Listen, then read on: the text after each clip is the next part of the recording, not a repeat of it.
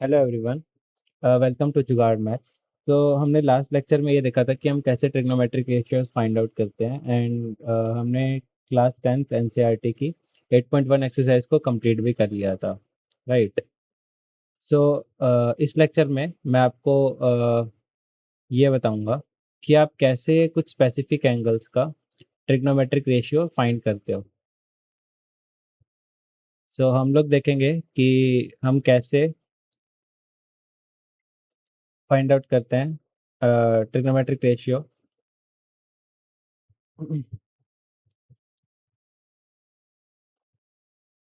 for angle 45 and 30-60 degree, right. Okay, so first 45 degree के लिए start करते हैं। लेट्स से हमारे पास एक ट्राइंगल है जो हम आइसोसेलेस ट्राइंगल मान के चलते हैं, ठीक। Let's say it is triangle A B and C. अभी ये 90 डिग्री है एंड मान के चलते हैं कि A B equals to B C है, ठीक। तो लेट्स से हम ए बी और बी सी को ए मान लेते हैं। तो हमने इसको ए बोल दिया है एंड इसको ए बोल दिया। तो अभी using Pythagoras theorem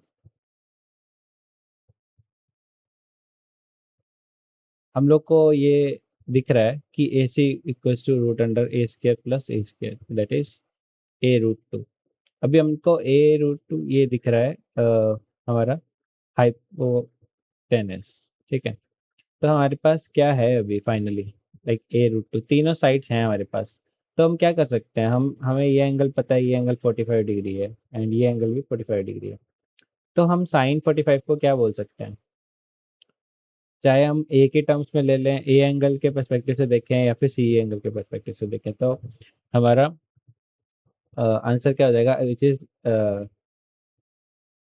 let's say side opposite to 45 degree, let's say, and divide by hypotenuse. यहाँ हाइपोटेनस तो हमें पता ही है कौन सा है, ए सी है, ठीक है। तो हम इसको लिखेंगे कौन सा, A divide by A root two. So हमारे पास आ जाएगा आंसर 1/√2। ओके, एंड सिमिलरली हम cos 45 के लिए भी यही लिखेंगे कि side adjacent to 45 degree divided by hypotenuse. Okay, so ये भी यही रहेगा, हम इसको भी A divide by A root two लिख लेंगे, 1/√2। एंड सिमिलरली हम टेन की भी वैल्यू निकालते हैं यहाँ पे। टेन तो बहुत इजी हो जाएगा क्योंकि हमें पता है कि side opposite and side adjacent दोनों सेम है। तो A divide by A which is 1। And cot निकालें अगर हम, तो कोट के क्या होता है, टेन का रिवर्स होता है, तो टेन का रिवर्स किया जाएगा ये 1। एंड सेक 45 क्या होगा, 1/कोस होगा। अब कोस क्या है, 1/√2 है, सो हमारे पास किया जाएगा √2। सेम फॉर कोसेक 45 हमारे पास 1/sin 45 रहेगा, which is nothing but 1/1/√2, same as cos, so √2। अभी हमने ये फाइंड कर लिया कि हम कैसे ट्रिग्नोमेट्रिक रेशियो निकालते हैं 45 डिग्री के लिए, राइट। अभी हम लोग जाते हैं किसके लिए, कैलकुलेशन ऑफ ट्रिग्नोमेट्रिक रेशियो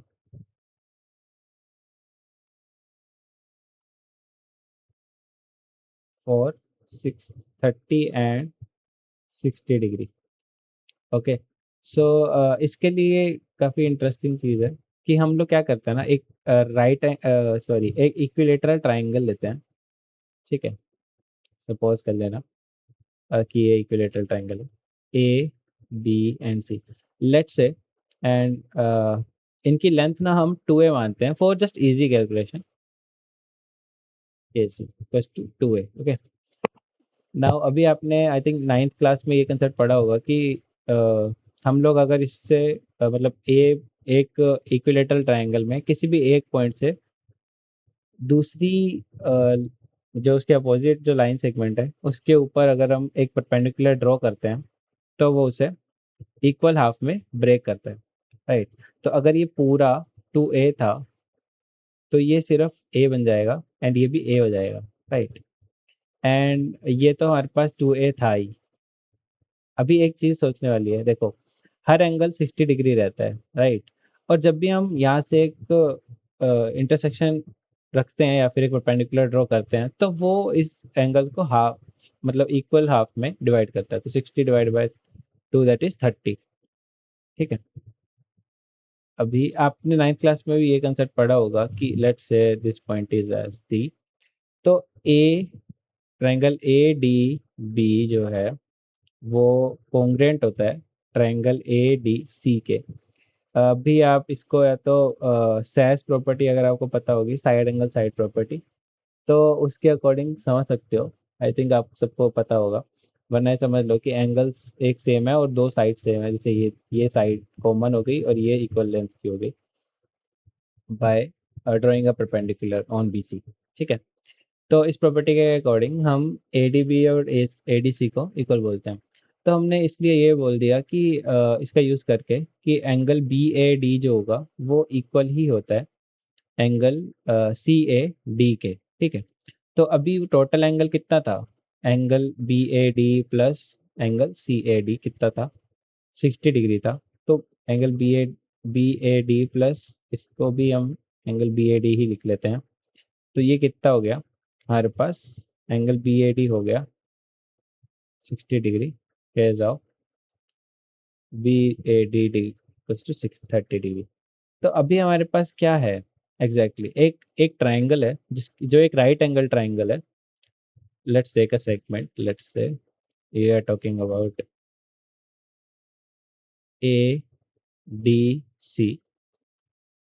वो C angle is 60, this angle is 30 degree and this length is A, this length is 2a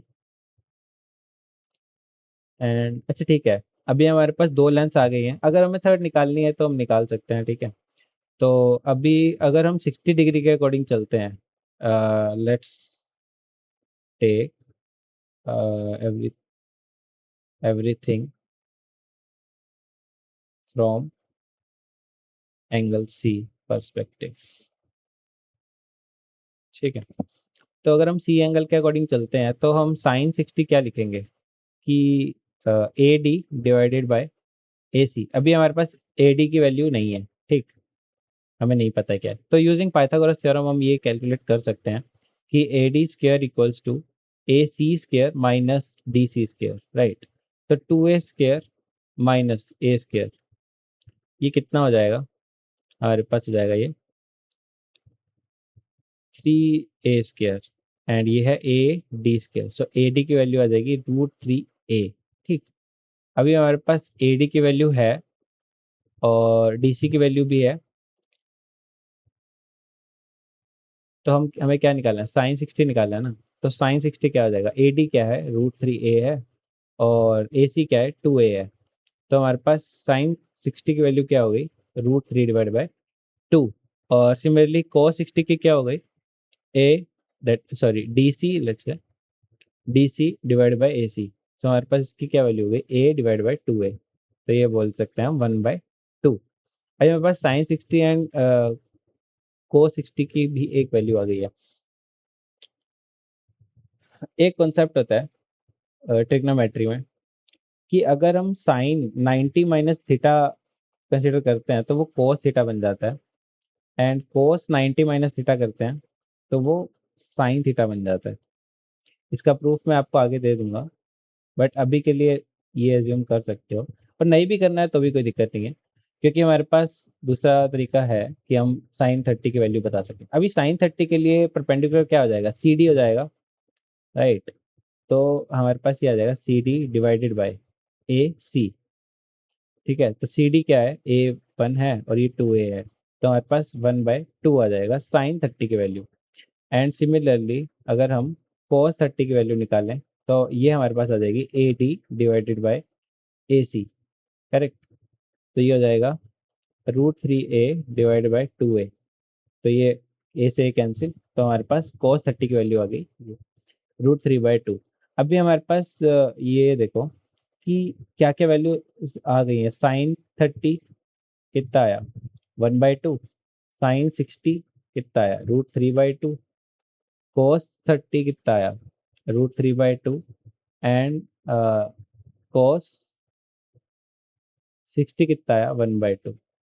ठीक है, इस रिजल्ट से भी आप चेक कर सकते हो कि जो एंगल पे वैल्यू साइन की है उससे अगर 90 माइनस एंगल दैट कर दें, उस एंगल को माइनस कर दें तो हमारी सेम वैल्यू मिलती है। ठीक है, तो यहाँ से आप देख सकते हो, बट अभी के लिए हमें उस पर ध्यान नहीं देना है। अभी के लिए लेट्स से हम बाकी सारे ट्रिग्नोमेट्री रेशियोज फाइंड करते हैं। ठीक है, तो tan 30 क्या होता है साइन 30 डिवाइडेड बाय cos 30।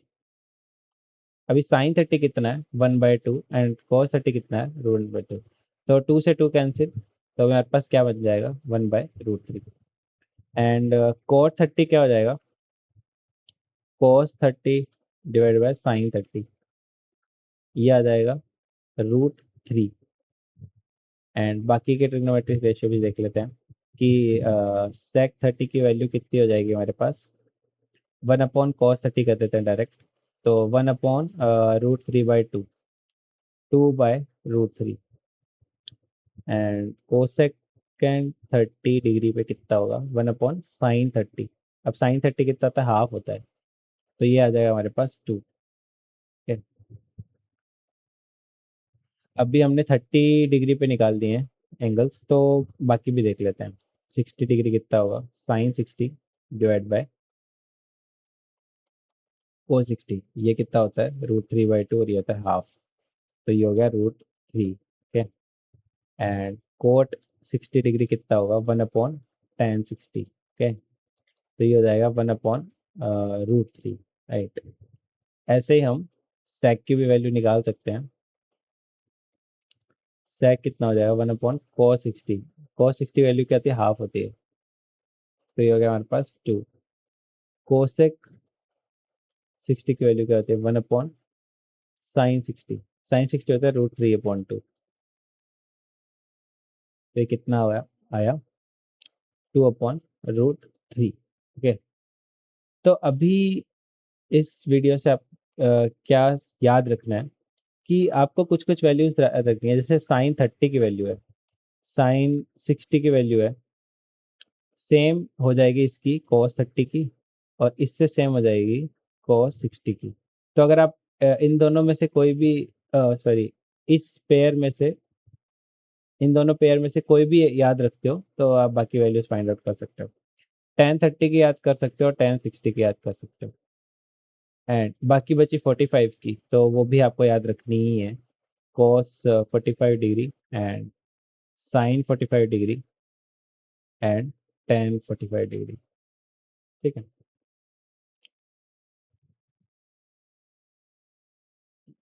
बाकी बची वैल्यूज जो हैं वो साइन है, sine 0 degree, cos 0 degree and tan 0 degree.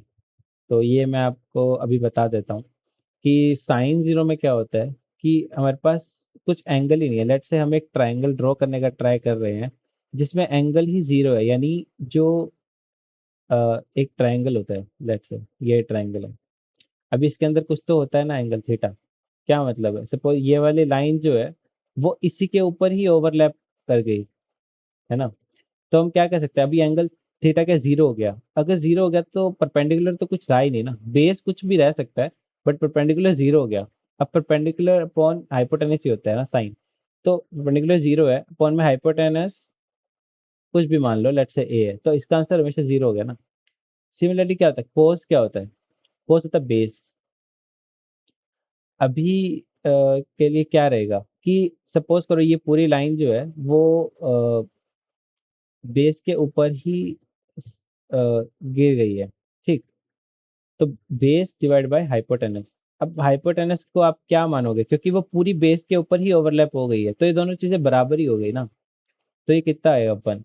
और टेन क्या होता है, टेन आपको पता है ना साइन अपॉन कोस होता है। अब साइन की वैल्यू टेन 0 पे 0 है, ठीक है। और कोस की वैल्यू क्या है, 1 है, तो हमारा आंसर क्या आएगा ओवरऑल, 0। अभी साइन के केस में भी आप ये चीज़ समझ सकते हो कि जब हम 90 डिग्री की बात करते हैं एंड कोस 90 की बात करते हैं और टेन 90 की बात करते हैं, तो यहाँ पे आप ये चीज़ कंसेप्ट लगा सकते हो कि कोस 90 माइनस थीटा अगर है तो हम उसी को यही बोलते हैं, राइट। अब यहाँ पे हम जीरो अगर रख दें तो कोस 90 माइनस जीरो, लेट्स से, ये हमारा क्या बन जाएगा, साइन जीरो बन जाएगा, है ना। और अभी हम इसको ऐसे समझते हैं कि sine 90 minus theta, 90 minus zero लिख सकते हैं ना साइन जीरो को, सॉरी साइन 90 को, ये लिख सकते हैं। तो साइन 90 माइनस थीटा क्या होता है, कॉस जीरो, कॉस थीटा। तो कॉस जीरो की वैल्यू क्या थी, 1। एंड सिमिलरली हम कॉस 90 की भी निकाल सकते हैं। कैसे लिख सकते हैं इसको, कॉस 90 माइनस थीटा अगर हम लिखते हैं यानी 0 डिग्री, तो हमारे पास ये बन जाता है साइन जीरो। अब साइन जीरो की वैल्यू क्या होती है, 0। और ten 90 which is interesting part, कि साइन 90 डिवाइडेड बाय कोस 90 क्या बन जाएगा, इक्वल्स टू में साइन 90 कितना होता है, 1 होता है, और कोस 90 कितना होता है, 0 होता है। तो ये ओवरऑल टर्म इन्फिनिटी बना देती है। तो ये कुछ वैल्यूज हैं जो आपको हमेशा ध्यान में रखनी है। लेट्स से हम एक टेबल बना लेते हैं कि क्या वैल्यूज रहेंगी। Let's say sine cos and ten हम इतना कोई रखते हैं अभी के लिए, 0 degree, 30 degree, 45 degree and 60 degree and 90 degree, ठीक है। अभी इतनी वैल्यूज ही रख लेते हैं क्योंकि बाकी की वैल्यूज हम लोग फाइंड आउट कर सकते हैं, राइट।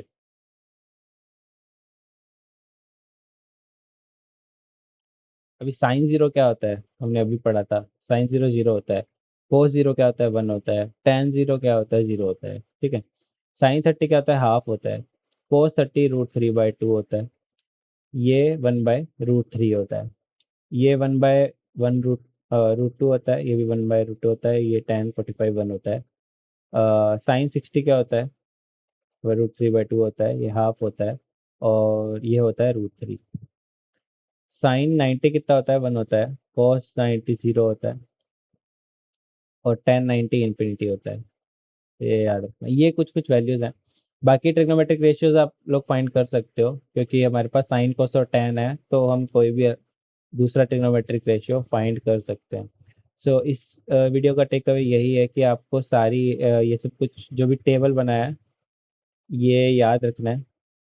एंड इन वैल्यूज़ को हमेशा याद रखना ताकि हम आगे आने वाले क्वेश्चंस में इनको यूज़ करें एंड वो क्वेश्चंस बहुत जल्दी से सॉल्व कर सकें। So thank you so much for this video and आगे भी ऐसा कंटेंट आता रहेगा। Please like share and subscribe my channel.